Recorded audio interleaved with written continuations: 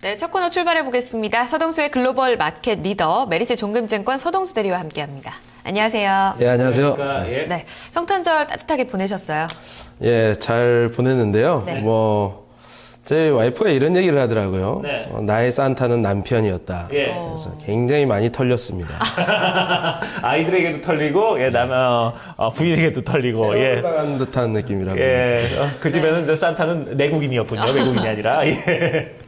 네, 성탄절 일단은 좀 사랑의 온기로 이렇게 마무리가 좀 됐는데요. 먼저 첫 번째 이슈는 어떻게 좀 준비를 해 오셨는지 확인해 보도록 하겠습니다.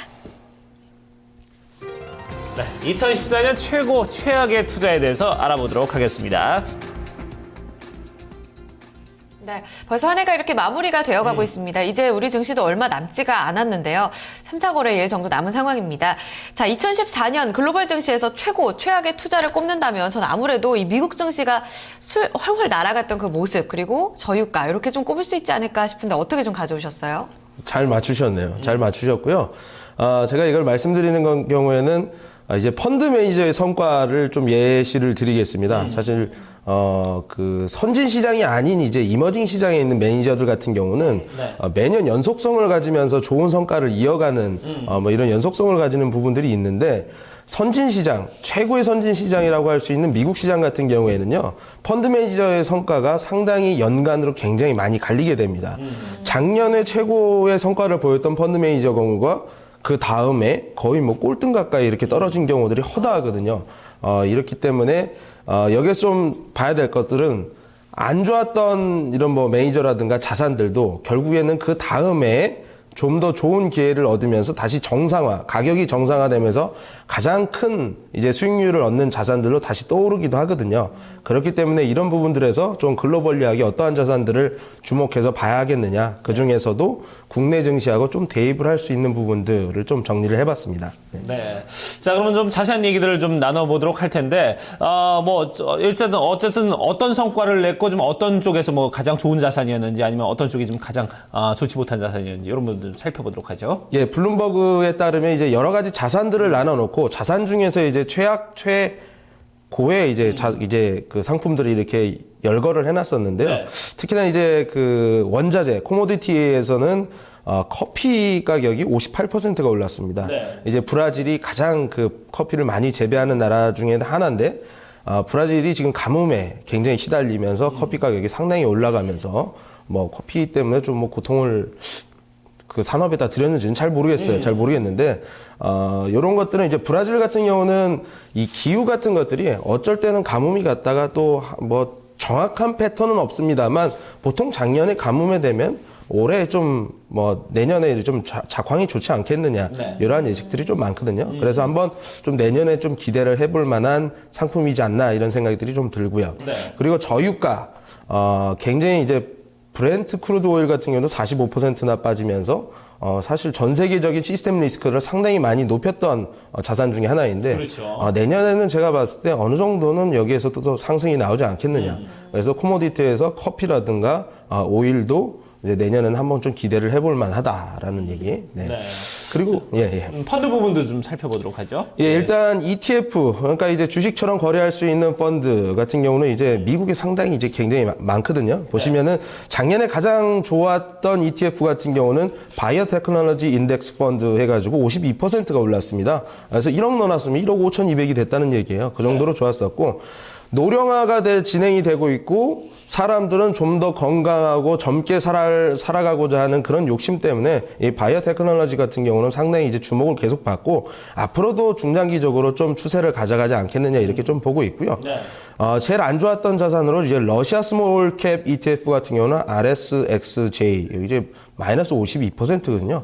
그러니까 1억 투자하면 4,800만 원 남았다는 얘기인데, 네. 앞으로 이쪽에서도 어느 정도 좀 리스크가 줄어들면서 러시아 주식이라든가 루브라 가격이 좀 정상적으로 돌아오지 않겠느냐, 이렇게 좀 생각이 돼요. 네. 네.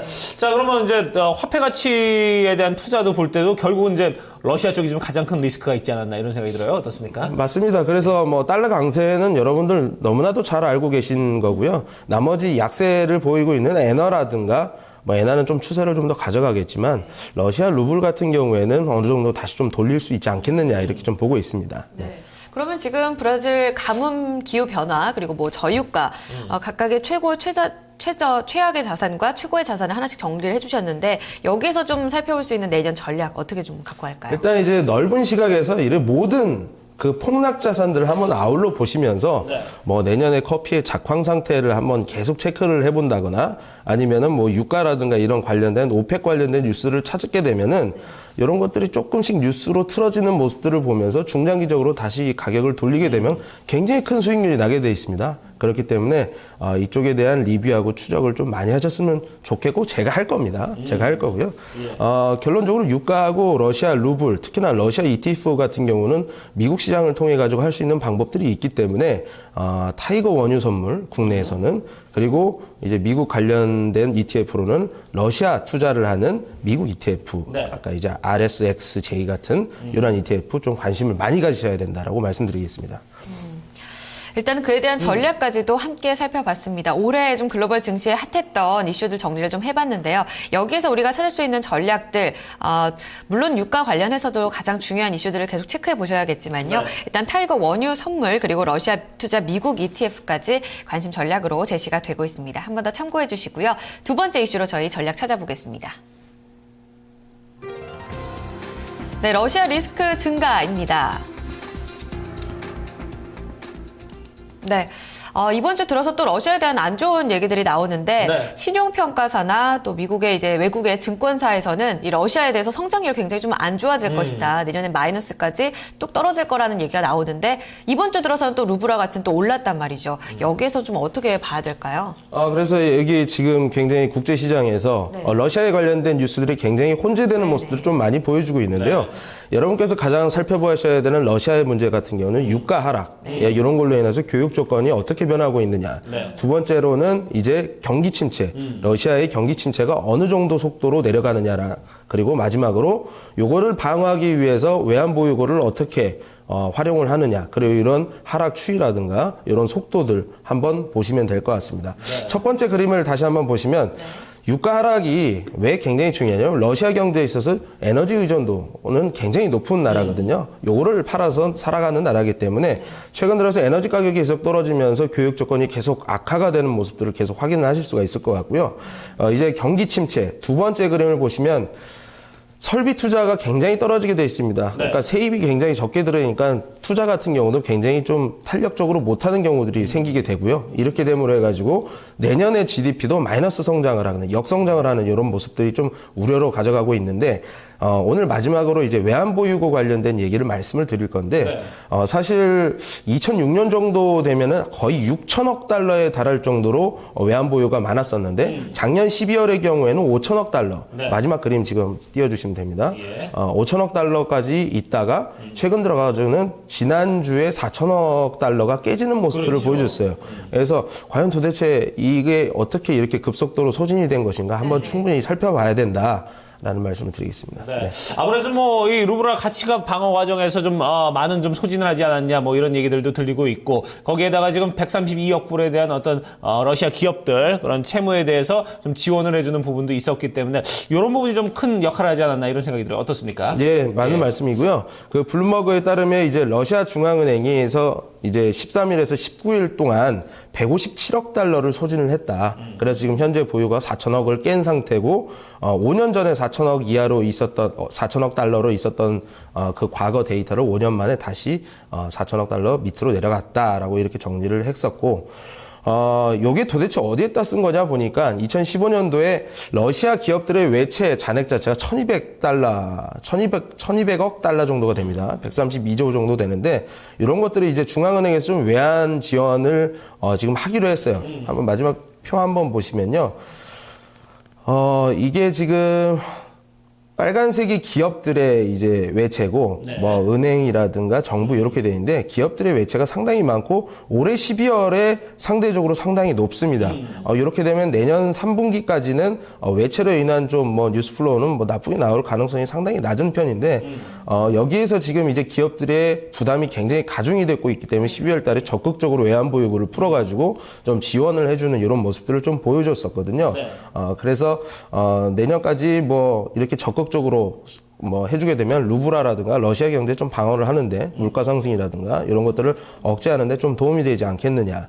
예, 이렇게 보고 있습니다. 네. 자, 근데 이제 문제는 이제 그 국가 신용도 같은 경우 지금 뭐 정크 등급으로 좀 떨어질 가능성도 있다. 이런 부분에 대한 어떤 리스크. 뿐만 아니라 이제 요럴 때 이제 중국이 쓱 손을 내밀더라고요. 그러면서 이제 통화 스와프까지 좀 이렇게 제한을 하는 그런 모습들도 보이고 있는데 전체적으로 좀 어떻게 좀 세계 시장의 파급력은 좀 우리가 어떻게 예측을 해볼 수 있을까요? 일단 여기서 제가 데드라인을 이제 말씀을 드리게 되면 루블화라든가 유가 같은 경우가 기존 신저점을 계속 깨고 내려가면서 뭐 추가적인 20-30%의 조정이 있다고 한다면 진짜 시스템 리스크가 러시아에서 굉장히 크게 일어날 가능성이 큽니다.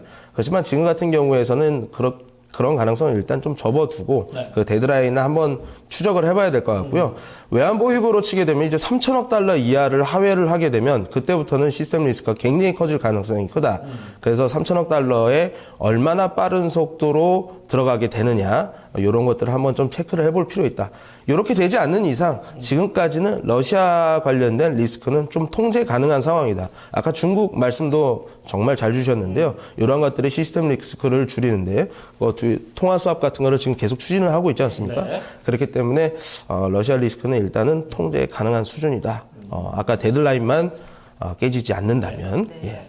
그 좀 세계 시장에서는 지금 한 1월 7일 정도가 지금 어쨌든 좀 고비로 좀 보고 있고 거기에 따라서 지금 우리 서동수 대리가 3천억 달러가 마지노선이다. 여기보다 좀 내려간다면 전체적으로 흔들릴 가능성이 있고 거기서 버텨낸다면은 이제 다시 좀 반등의 여지가 있으니까 이런 부분에 대해서 좀 긴밀하게 좀 체크를 해보자 이렇게 얘기를 했습니다. 네, 지금까지는 크게 좀 글로벌 시장에서 굉장히 좀 우려를 하고 있지만 이런 네. 부분들 크게 좀 우려할 만한 문제는 아니라는 점도 같이 한번 체크가 됐으니까요. 전략에 참고해보시면 더욱더 좋겠습니다. 네, 두 번째 이슈까지 함께 정리해드렸습니다. 이 시간 메리츠 종금증권 서동수 대리와 함께했습니다. 말씀 잘 들었습니다. 예, 감사합니다. 네.